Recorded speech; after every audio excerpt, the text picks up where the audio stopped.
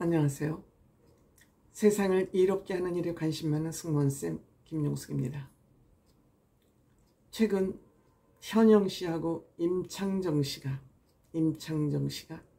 좋지 못한 소문에 휘말려 있습니다.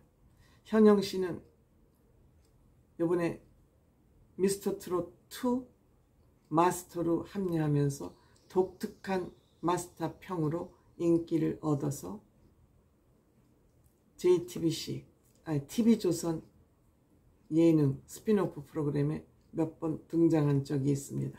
그 어느 때보다 많은 인기를 얻고 있는 이 시점에 좋지 못한 소문이 퍼졌습니다.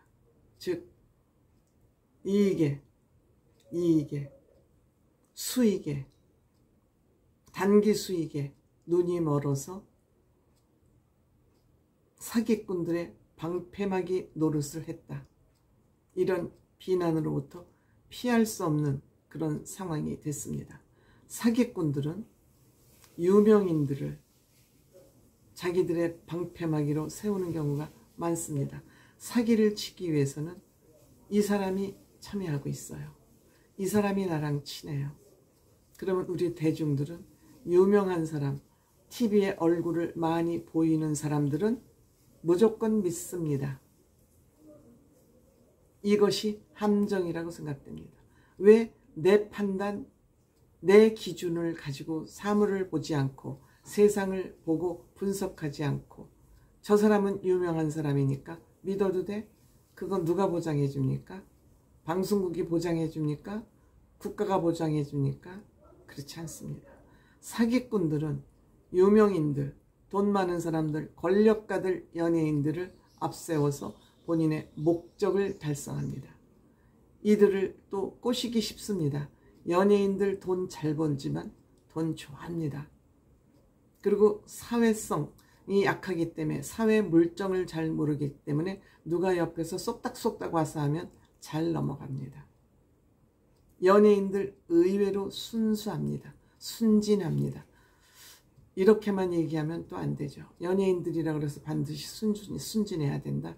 그것도 정답은 아닙니다. 국회의원들, 권력가들 돈 좋아하죠. 다 걸려드는 거 국회의원들 돈 좋아해서 여자 좋아해서 망가지는 경우 적지 않습니다. 돈 있는 사람이 돈을 안 좋아한다. 돈 있는 사람들 돈 더 좋아합니다. 이러한 함정을 노리고 사기꾼들은 돈 많은 사람, 권력 있는 사람, 유명인들에게 접근합니다. 그래서 이들을 비율을 살살 맞춰서 이들을 이익 보게 경제적인 이익을 줍니다. 그리고 이들을 이용합니다. 여기에 딱 걸려들기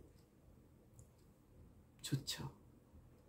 여기에 걸려든 두 사람, 대표적인 두 사람 현영씨하고 임창정씨입니다. 현영씨 맘카페에서 알게 된 여자에게 5억을 빌려주고 매월 7% 3,500만 원씩 이자로 받았다고 합니다.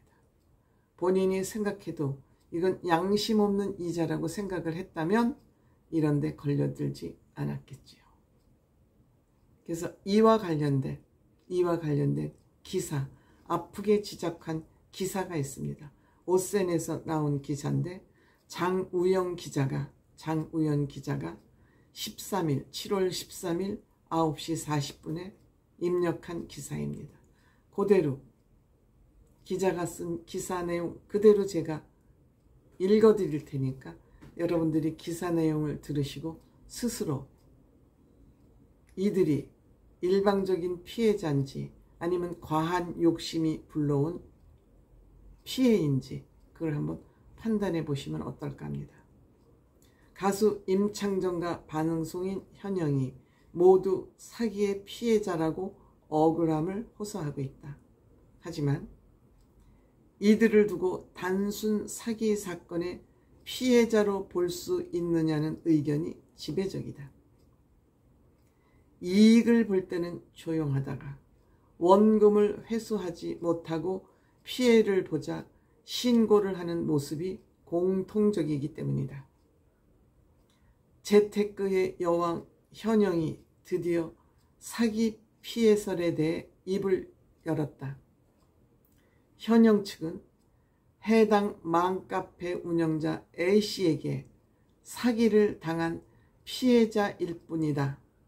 해당 맘카페 가입한 적도 없으며 해당 맘카페 회원과 교류하거나 투자를 권유한 사실도 전혀 없다고 밝혔다.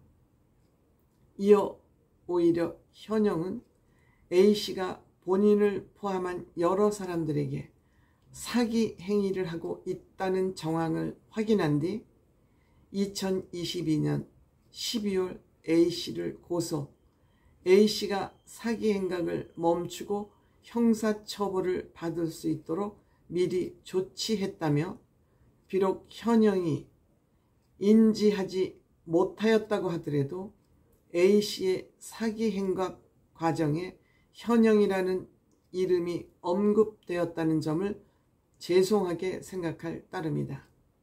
피해자 중 한 명으로 A씨의 사기 행각에 대한 진실을 파악하는 모든 절차에 적극 협조할 것이며, 현영을 포함한 모든 피해자분들께서 피해를 회복하실 수 있도록 최선을 다해 조력하겠다고 덧붙였다. 현영은 지난 11일 140억대 맘카페 사기 사건 논란에 휩싸였다. 지난해 4월 돈을 빌려주면 매월 7% 이자를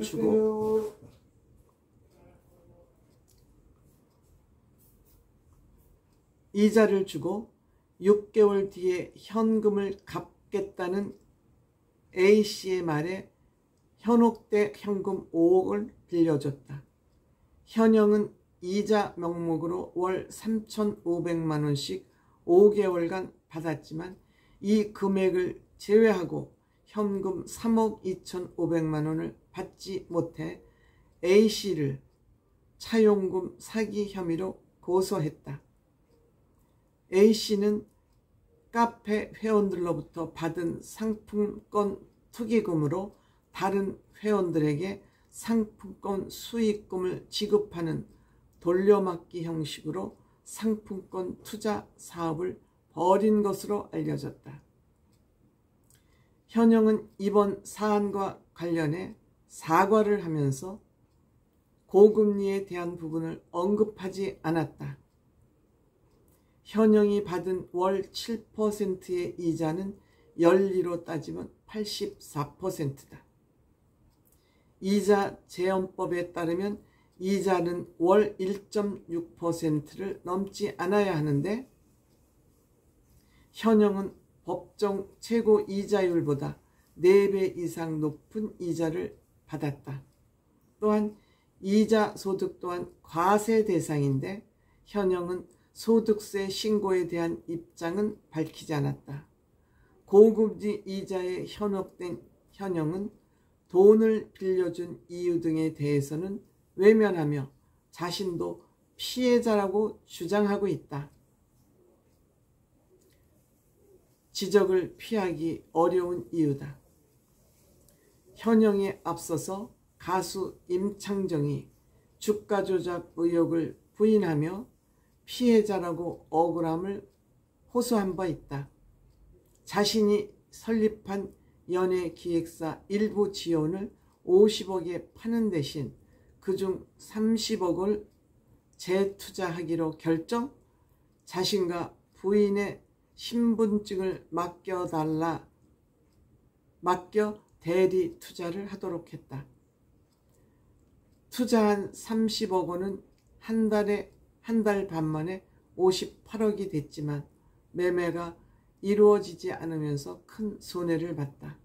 이 과정에서 임창정이 한 행사장에서 투자를 권유하는 듯한 말을 하는 모습, 주가 조작 의혹 투자사가 대표의 미국 골프장 계약 동행 등이 포착되면서 임창정이 피해자가 아닌 연루자가 아니냐는 의혹이 고개를 들었다.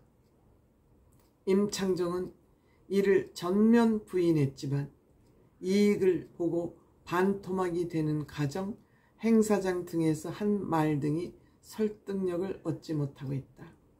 현영, 임창정 모두 눈앞에 수익에 눈이 멀어 투명하지 못한 과정을 겪은 건 사실이다. 때문에 반쪽 사과를 할 수밖에 없는 상황, 그러한 설득력이 떨어져 보인다.